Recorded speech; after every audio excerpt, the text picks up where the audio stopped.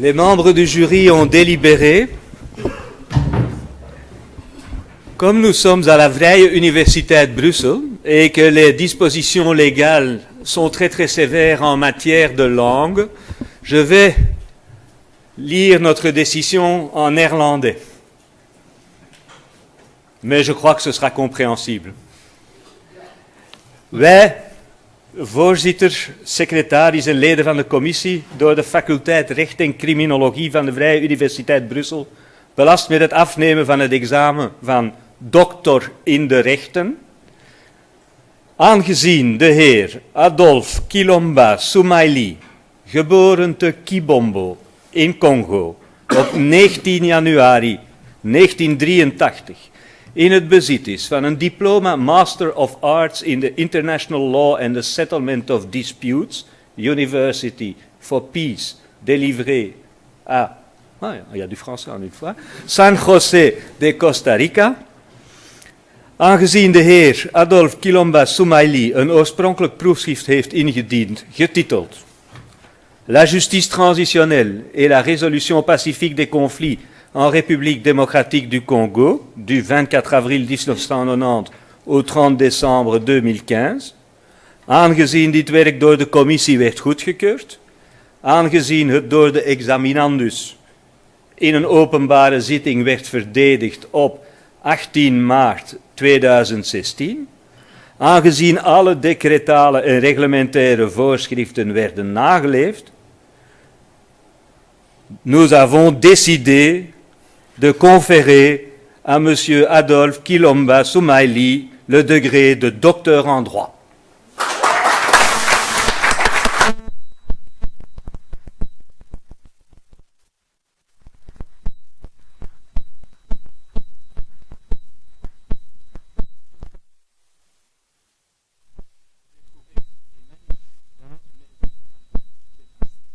On va encore prononcer quelques mots avant qu'on passe à la prochaine phase de la procédure, c'est-à-dire le verre de l'amitié. Stéphane.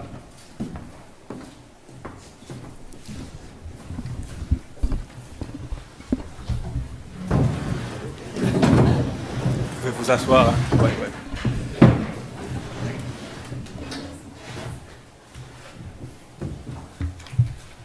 Cher Adolphe, chers collègues, chers amis et supporters d'Adolphe, vous qui aujourd'hui, par votre présence, avez voulu être témoin de ce moment important dans la vie d'Adolphe et en même temps, par ce geste, lui prouver que vous avez toujours cru en sa capacité de mener à bon cette entreprise qu'est la défense d'une thèse de doctorat.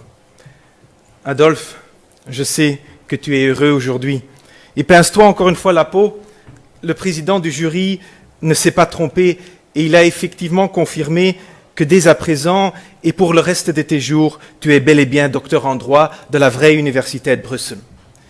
Il a même déclaré que la procédure n'est pas entachée de quelconque vice et que toutes les conditions décrétales, donc légales, ont été respectées. Toi, qui, il y a encore quelques mois, dans l'intimité de la relation entre le promoteur et son doctorant, me confiait ne plus tellement y croire et que tu ne pouvais pas donner plus que ce que tu avais jusqu'à la prester pour ce doctorat. Adolphe, ulipata cartasi.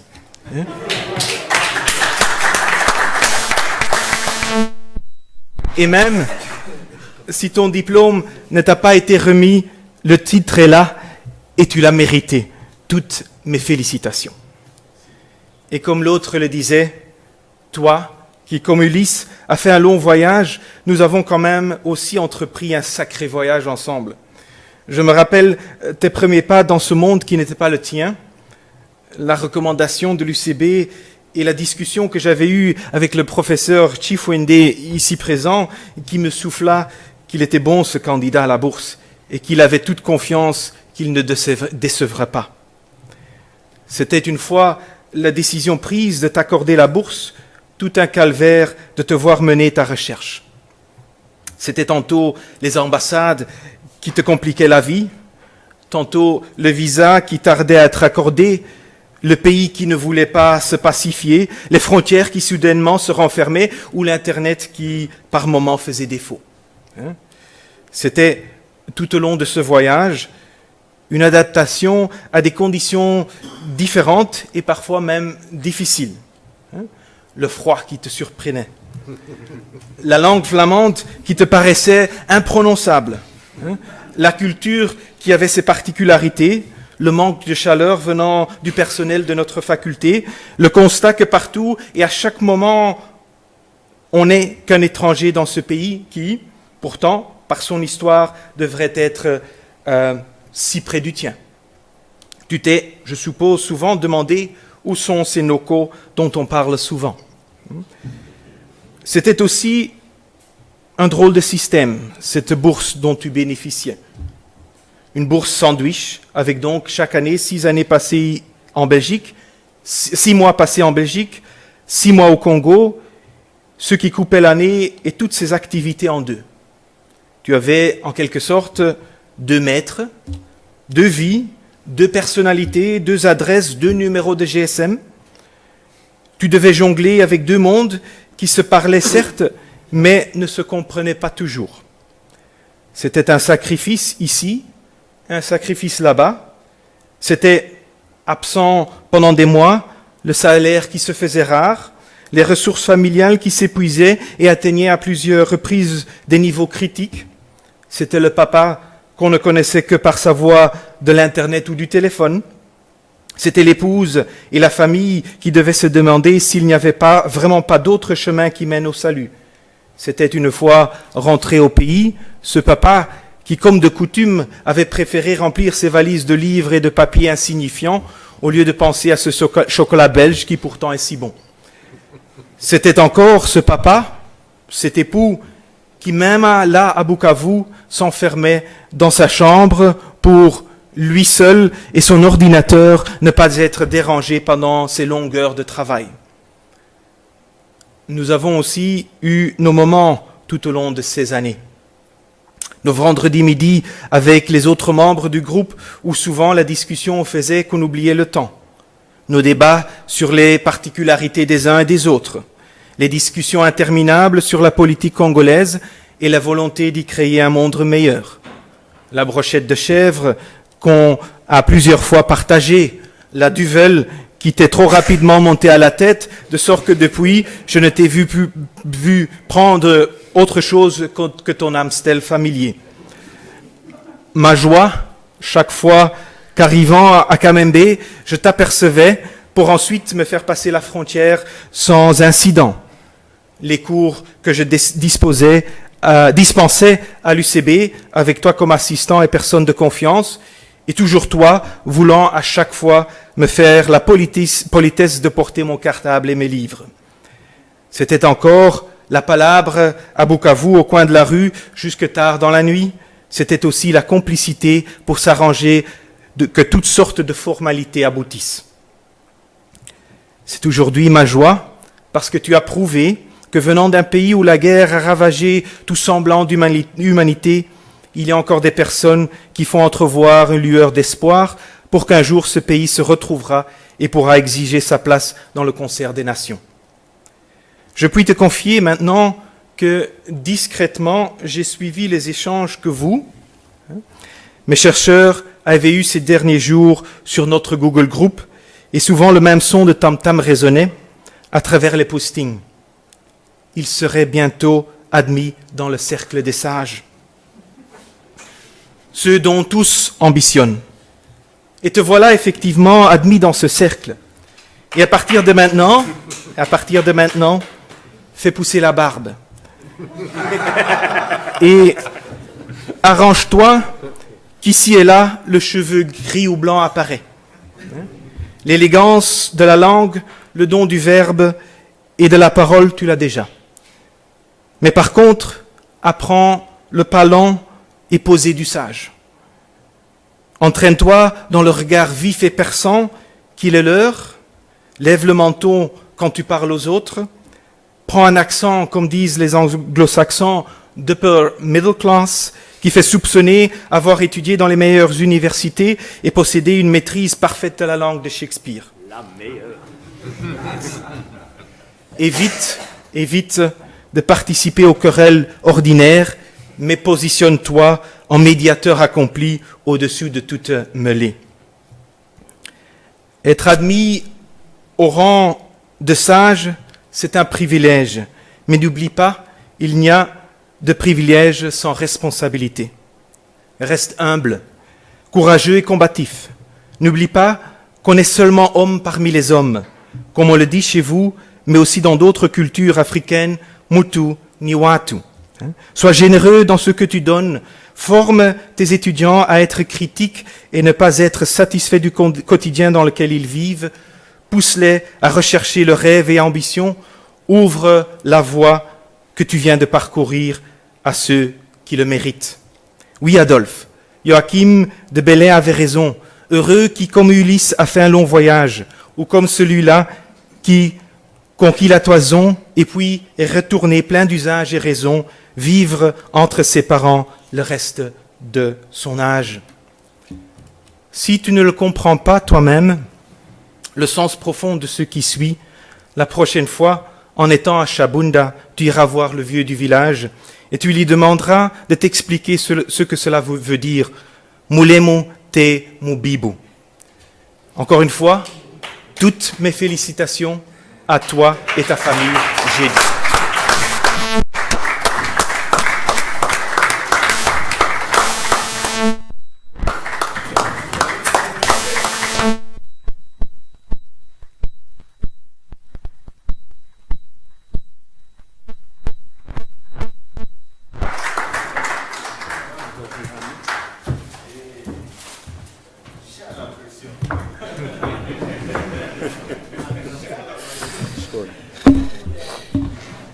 Monsieur le Président du jury, Messieurs les membres du jury, chers frères et sœurs, distingués invités, c'est un moment de joie pour moi, comme a dit le professeur Smith, promoteur de la présente thèse. J'ai passé une partie de ma vie à faire de la recherche. Je passerai ce temps à remercier ceux qui ont rendu cela possible. C'est dans ce sens que j'invoque ici le philosophe français Marcel Proust qui disait « Soyons reconnaissants aux personnes qui nous donnent du bonheur. Elles sont les charmants jardiniers par qui nos âmes sont fleuries. » Si cette thèse a été présentée en ce jour devant le présent jury par notre modeste personne, cela ne veut nullement dire que nous en avons été les seuls artisans. S'il avait été le cas, ce travail ne serait jamais, au grand jamais de l'histoire, arrivé au bout, croyez-moi. Victor Hugo avait toujours dit que le mot manque aux émotions. J'ai une grande émotion aujourd'hui, une très grande. Je ne manquerai cependant pas de mots pour vous remercier, parce que ma joie est immense en ce jour spécial de ma vie. Il est spécial ce jour. Car la reconnaissance silencieuse, Monsieur le Président, Messieurs les membres du jury, ne sert à personne. Je ne saurais pas être reconnaissant en me taisant. En effet, les émotions sont quand même faites pour être partagées, disait Marc Lévy. Il n'est pas d'hiver sans neige, de printemps sans soleil et de joie sans être partagée. C'est ainsi que je vous prie de me permettre d'exprimer ici toute ma gratitude et ma reconnaissance. Je m'en vais remercier ici de tout cœur et à haute voix toutes les personnes qui ont tout fait pour que ce jour arrive. Monsieur le professeur Stéphane Smith, promoteur de la présente thèse de doctorat, vous me consacrez du temps.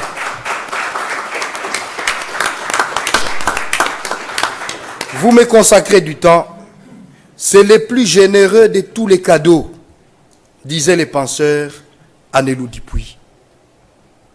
Monsieur le professeur, je n'aurai jamais assez de mots pour vous témoigner ma gratitude. Je vante la grandeur et la méticulosité de l'accompagnement dont j'ai été bénéficiaire. Ma reconnaissance est immense, tout autant que sincère, croyez-moi. Votre simplicité et votre humilité resteront à jamais pour moi un mystère. Un mystère, et cela à jamais.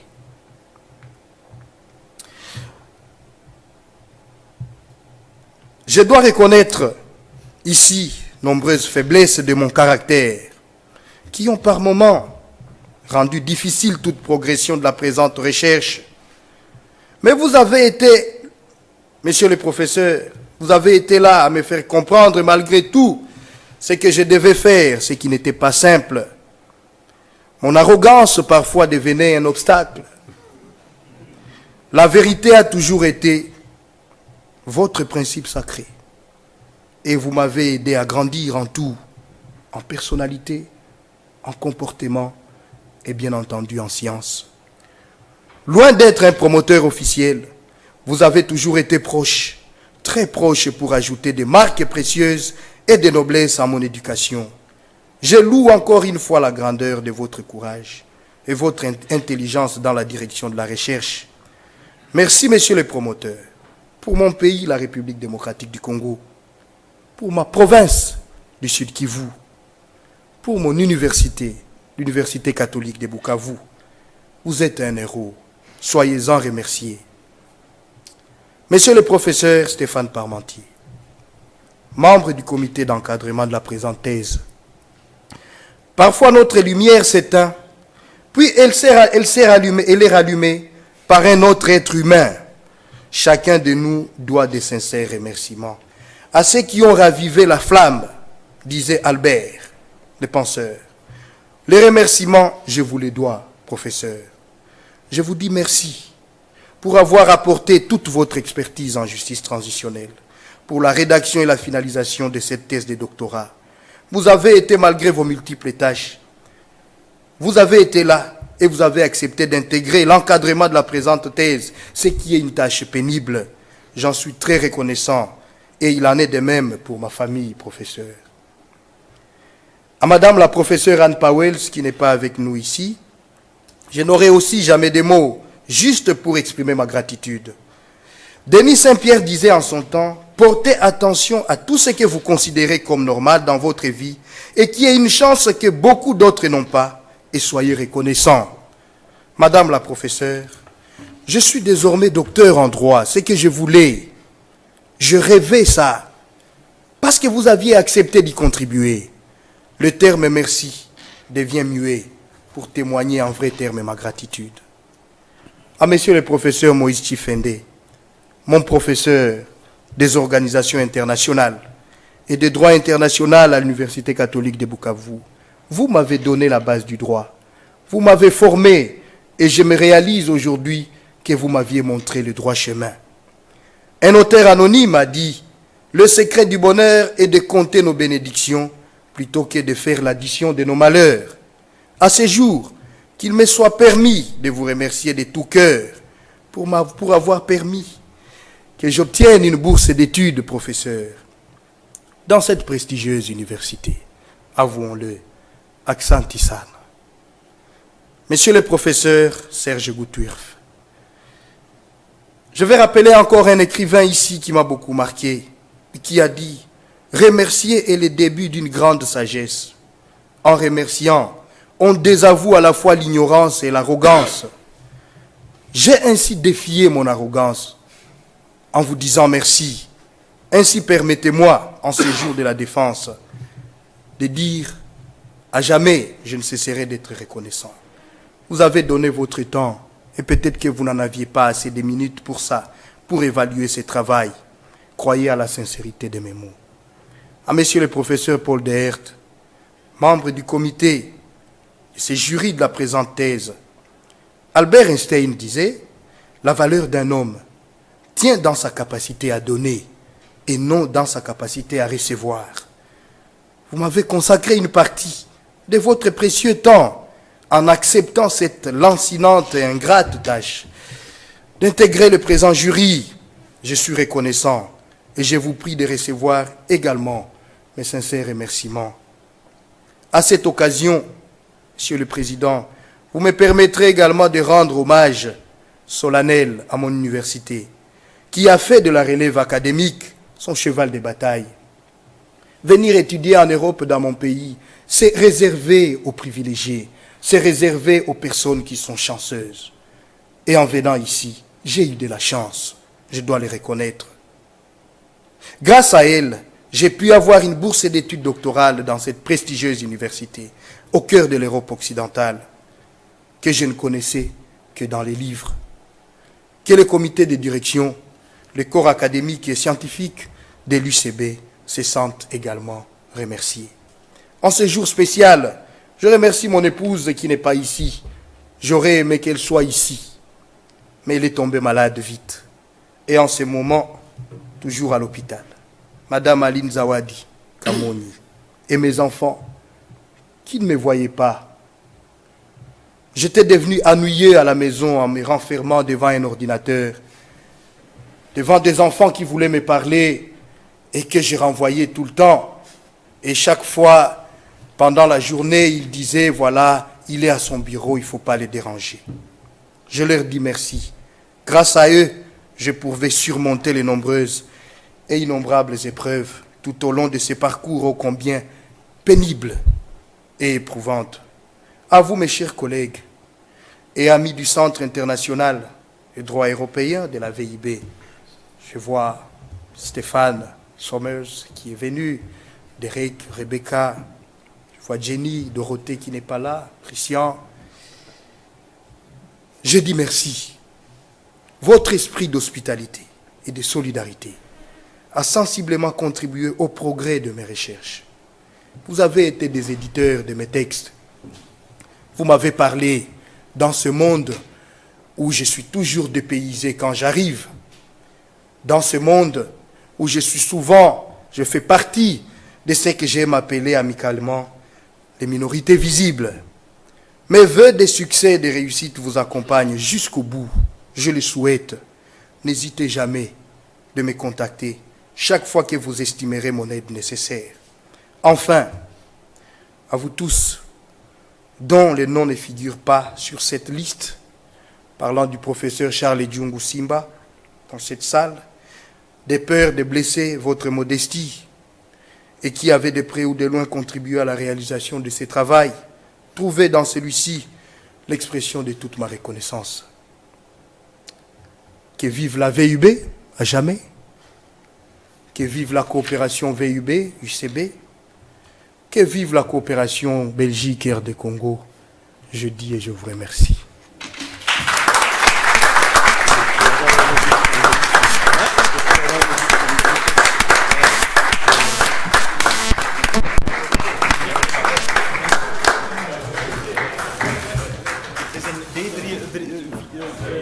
Paul, 302, hè? 302, ja. On clore la cérémonie avec un verre d'amitié. Hein? Et vous êtes tous invités dans le local B302, au 4e étage. Et on boira un verre au succès d'Adolphe. Merci.